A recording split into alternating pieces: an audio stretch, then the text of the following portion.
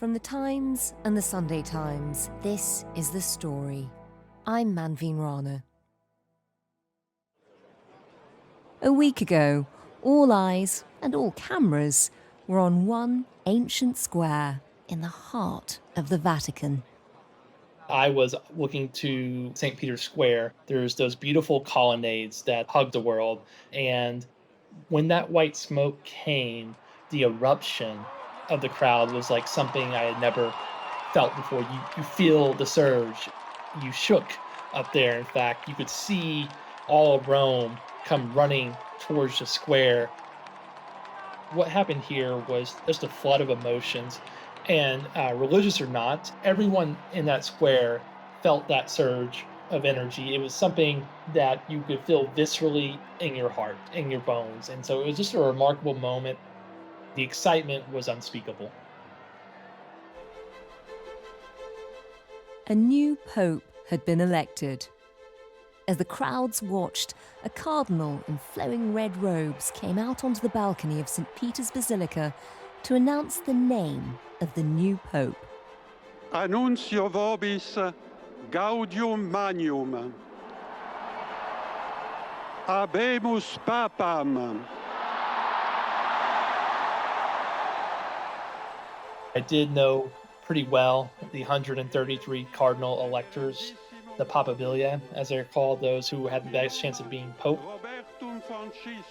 And I'll admit that Robert Prevost was lower on my list, but just because he was an American. And all around me, there were folks saying, who is this? Who is this? There was actually a nun from the United States standing next to me. She asked who it was and said, it's Robert, it's one of us. And I think that phrase strikes me again and again and again. It's one of us. All us English speakers are stunned to hear a pope with English as his first language. We never thought we'd see that. And I don't think it's fully hit us yet what it means to have an American pope. It demystifies the papacy to me.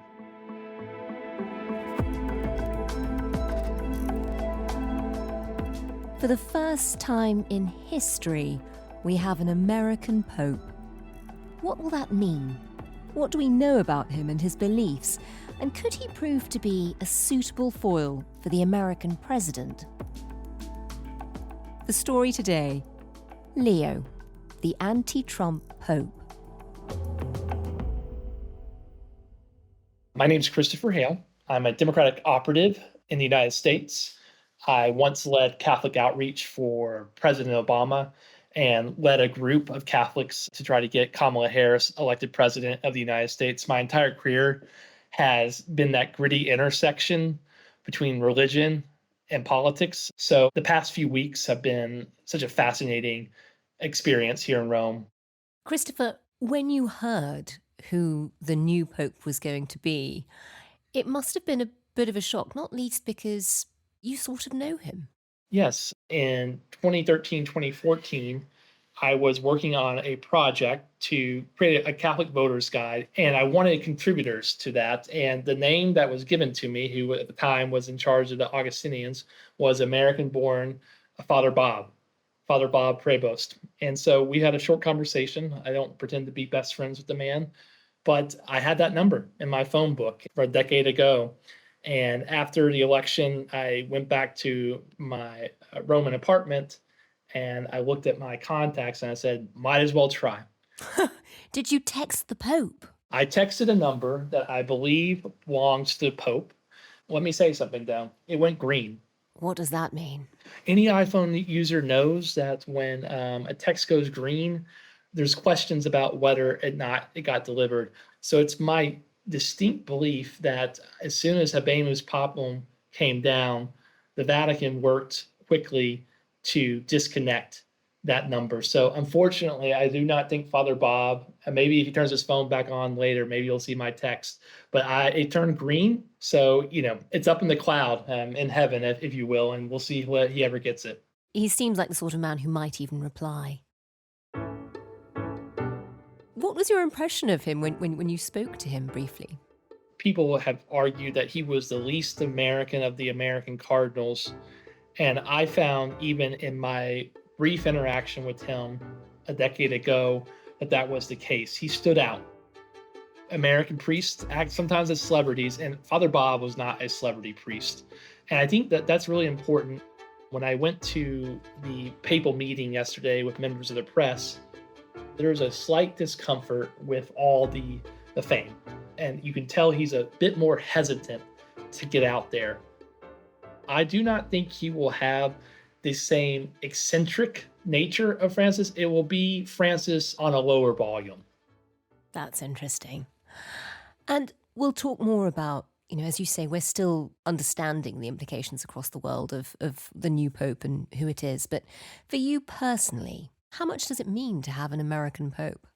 May 8, 2025 will be one of the great days of my life. And I think that a lot of American Catholics, myself included, will note that day as the closest the Catholic Church ever felt to us. To have an American as Pope is something that we were taught as children, as almost a dogma of the faith. There is a God, we're not God, and there will be no Pope from the United States. So the surprises of all surprise. He was asked yesterday in the receiving line, did he have any message for American Catholics? And he said, many. And does it mean even more coming at a time when you're living in a Trump era, which, as we've spoken to you on the podcast before, is not something you campaigned for? No, I disagree strongly with it. We now have this great rise of authoritarianism in the West, and I think it's happening in the United States. And I think a lot of us are going to look to Pope Leo as a source of a different way of leading. Perhaps more than anything, he serves as a foil in the way he carries himself to the President of the United States. And I think that's great. I think that it's remarkable for the first time in human history that the most famous American in the world is not our president. It is the Pope.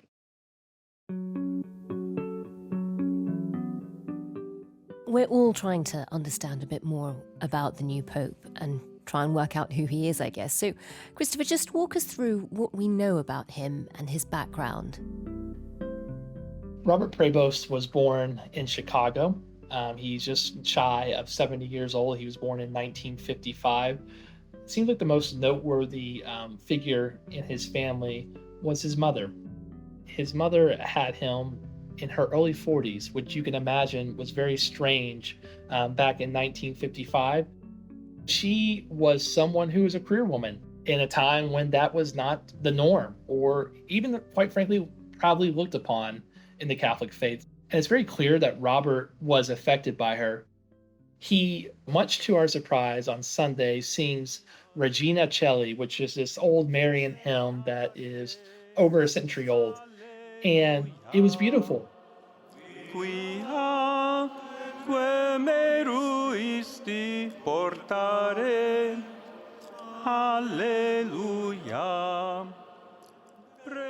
He grows up, he knows he wants to be a priest from a young age.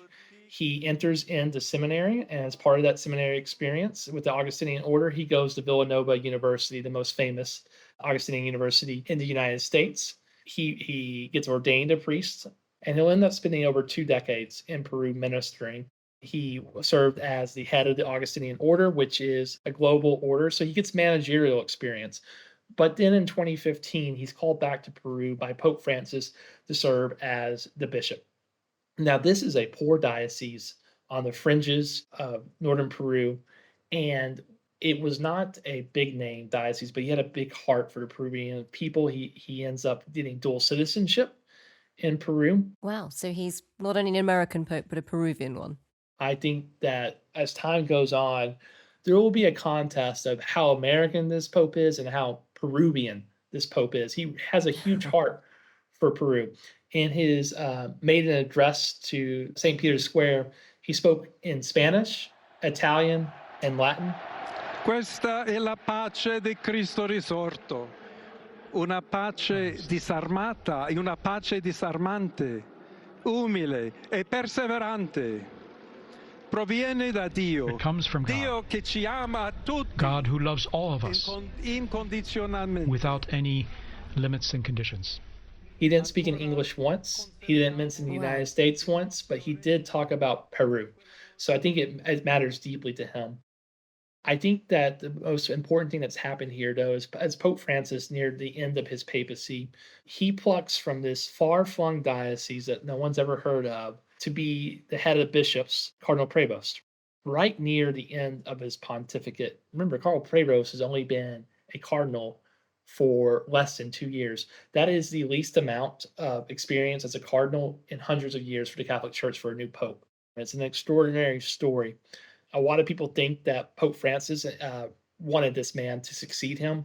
And in his final days, one of the last moves that Pope Francis made was to name Cardinal Prevost a cardinal bishop. And I think Pope Leo's mandate is to institute the dream of Francis for the Catholic Church.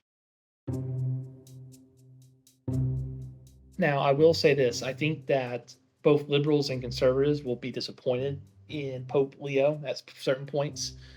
And I think the part that liberals will be most disappointed is there's no way this man is going to move the church on questions of women's ordination to the priesthood. I think the evolution of the church's teaching and pastoral response to LGBT Catholics is probably going to be quieter in these years. I suppose Pope Francis had a reputation for being, placing kindness almost above liturgy, of being anti-war. What are the parts of his legacy that you think Pope Leo will want to focus on? I think the most important thing that describes the Francis legacy is he wants pastors who take on the smell of the sheep. And let me explain that phrase for a minute. Jesus in the Gospels is the Good Shepherd. And what Francis said was a good shepherd is so close to his sheep that he takes on the smell of his sheep. I think one of the most important things that your listeners should take note to understand what's going through Pope Leo's mind as he governs the church is an incident that happened yesterday at his first meeting with the press. There was a woman there who wanted to get a selfie with the Pope, which became a very normal function of Pope Francis's papacy. However, Pope Leo politely declined the selfie, and the crowd kind of gasped because they thought they were going to see the first selfie of the Pope. And you could tell that he heard that gasp, that negative reaction to his decision to decline the selfie.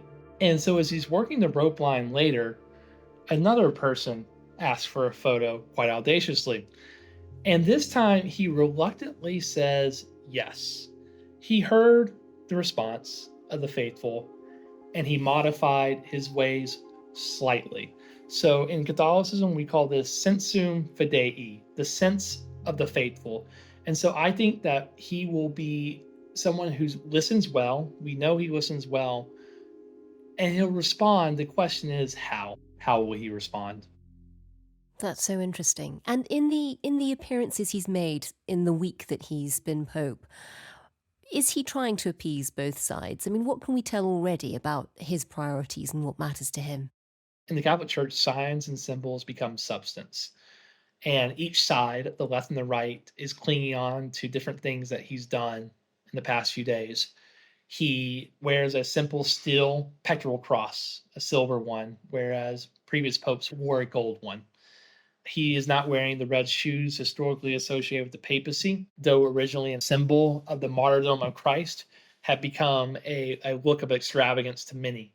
And so he's not wearing the red shoes. So in his day-to-day presentation of himself, he looks the part of Francis. However, I think there are two parts to understand Pope Leo: a liturgical traditionalist and an everyday progressive. And he isn't veering away from some of the more political stances that the Pope took. I mean, for example, one of his first actions was to call President Zelensky. Yes, and from the get-go, Pope Leo seems very clear that the church is on the side of Ukraine. We want peace, but they are the victims. I think this will be a big moment for the American right and the global right to contest its values with the Catholic Church. Francis was written off as someone who didn't understand America because he was from Argentina. Well, no such thing can be said about Pope Leo. He was born in the United States. He voted in the last presidential election. He understands the Church of the United States. So I think when he challenges President Trump and Vice President Vance, a convert to Catholicism, on the immorality of their immigration stances, he can't so easily be dismissed.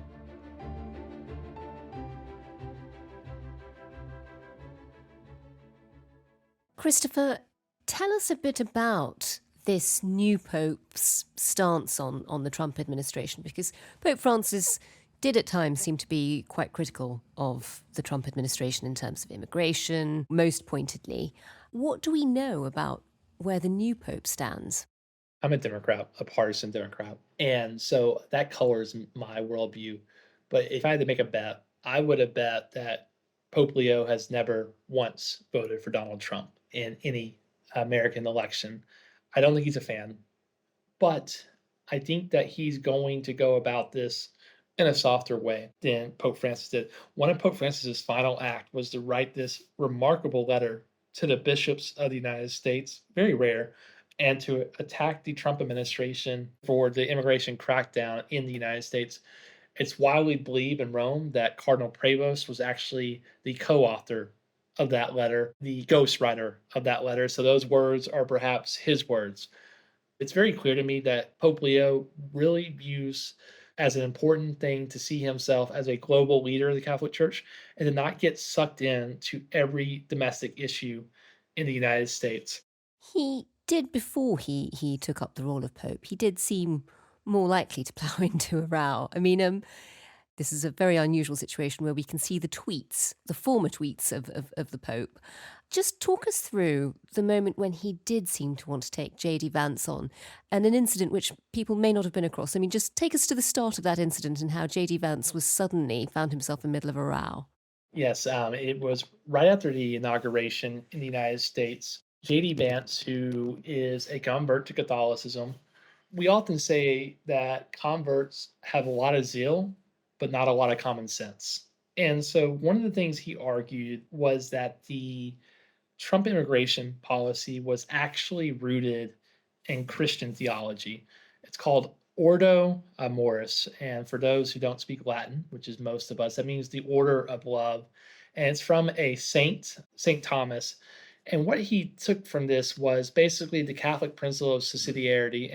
And what that is the idea that we love everyone equally, but from that, we put our preference towards those who are closest to us. So we love all, but citizens, those in our community, will be first, and then foreigners, and then on and on and on. And quite frankly, that's a profound misunderstanding of what subsidiarity is. And the Pope took him to task on that, as did the bishops in the United States. Remember, JD Vance remarkably accused the Catholic bishops of profiting off illegal immigration. Wow, that row really blew up. Just explain what Catholic bishops were saying at the time in response to JD Vance's claim that somehow his immigration policy was underpinned by the church. Well, the dual claim that the Catholic teaching allowed for the immigration policy and that the Catholic Church itself was profiting off illegal immigration into the United States was roundly rebuked. That being said, a lot of bishops in the United States have sympathies or even affection for the Trump administration, most notably for their stance on abortion. It was Trump's picks to the Supreme Court that got Roe v. Wade overturned in 2022. So there was loud pushback from some, but muted pushback and perhaps even appeasement from other bishops in the United States. And that all changed when Pope Francis published that letter. I mean, it will be one of the final codas of his papacy to publish that letter. And the fact that Cardinal Prevost helped write it is noteworthy. And just remind us what the letter said. Basically, it took what JD Vance had argued on Twitter and said that he had completely misunderstood and mischaracterized the Catholic teaching. In short, the Pope subtweeted JD Vance via Telegram. It's the Catholic subtweet. And he sent this letter out and said that that's incorrect, that the Catholic Church is a preferential option for the poor, which means that actually JD Vance got it exactly opposite. Essentially, those who are on the margins of society come first in our mind, not those who are doing well, those who are doing unwell. Immigrants, migrants, the poor, those seeking dignity of work in the United States should come first in our mind. And JD Vance backs down. He gives a speech right as soon as Pope Francis was in the hospital and at the National Catholic Prayer Breakfast and says, sometimes I'm a baby Catholic and sometimes I get it wrong. And of course, he spoke positively of Pope Francis. Something that I don't think we've actually completely stomached yet. JD Vance was one of the last people to see Pope Francis alive. He was the last world leader to see Pope Francis alive on Easter Sunday. Yeah, thank you. Happy Easter to you, Father. I know you've not been feeling great, but it's good to see you in better health. And so during this time period, Robert Prevost, Cardinal Prevost, who has not tweeted a lot over the years, he's had a Twitter account since 2011, had not tweeted since 2023, 7 times in the past few weeks, directly criticized the Trump administration and JD Vance on immigration.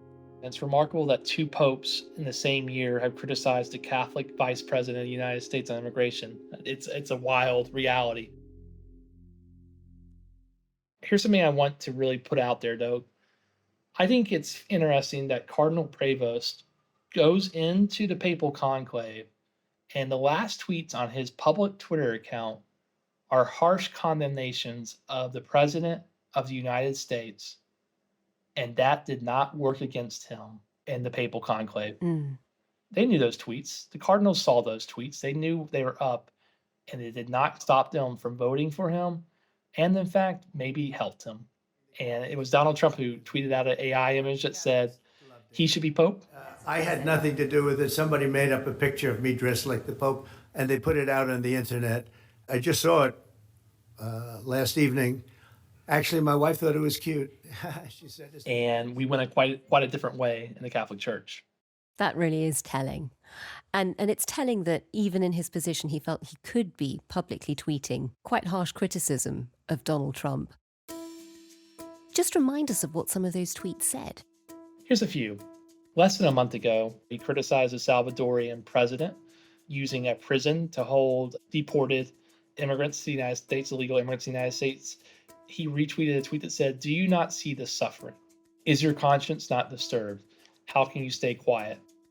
He retweeted an article that criticized JD Vance's view of Catholic teaching. He retweeted the article that said, JD Vance is wrong. Jesus doesn't ask us to rank love for others. So these are all within the past weeks. And I think that he felt comfortable under Pope Francis to tweet this stuff. I'm confident that knowing him and seeing the way he's led these past few days, he'll be more strategic and thoughtful. But hey, we know this is in his heart. We know what he thinks. This is a Pope. We have a public record of not just his Twitter account, but his Facebook account. He corrected a family member on a fake story about Kamala Harris by sharing in the comments a Snopes article that said they were wrong. I mean, this is family drama. You could have had him out campaigning with you. We should have called him. I think that Cardinal Prevost, actually, it's remarkable. The Pope has 2 brothers, 2 older brothers who have made headlines all across the United States. They've gone on TV a lot. And one of them is proudly MAGA. And he's been on Newsmax. He's been on Fox News. He's also gone on some left-wing networks as well. But he very clearly identifies as MAGA. He's proud of it. He said, though, and I think this is interesting, he said, obviously, Pope Leo, is more liberal than I am, but he is not woke. And I actually think that's actually a very good understanding of Pope Leo. He is way more liberal than MAGA, but he's not particularly woke. So he's right in the middle of the Catholic Church. That is interesting. There's some in America who've sort of touted this as a great victory almost for the Trump administration, because here is America leading the world again during the Trump era. It's interesting that you sort of point out some of the differences with the administration. And obviously there was that moment when Donald Trump tweeted out a picture of himself dressed as the Pope and seemed to want the job, which I think was an affront to many in the church. It does feel like this could be the moment where you have almost 2 big power bases emanating from America, affecting the world in very different ways. Can you foresee more clashes between them, even if they are slightly politer now that Pope Leo is Pope? Yes, I think there will be moments of confrontation. I am very intrigued to see how Leo responds to them. He'll probably respond to them from a global capacity. He does not see himself as the American leader, but he clearly thinks the immigration crackdown is a moral atrocity. The question is, he will see how much impact can he have. Is his speaking out going to actually do anything and move the needle? I think he'll ask that question. Donald Trump loves fighting with the Pope. He fought with Pope Francis. I don't think Leo necessarily wants to become his foil unless he absolutely has to.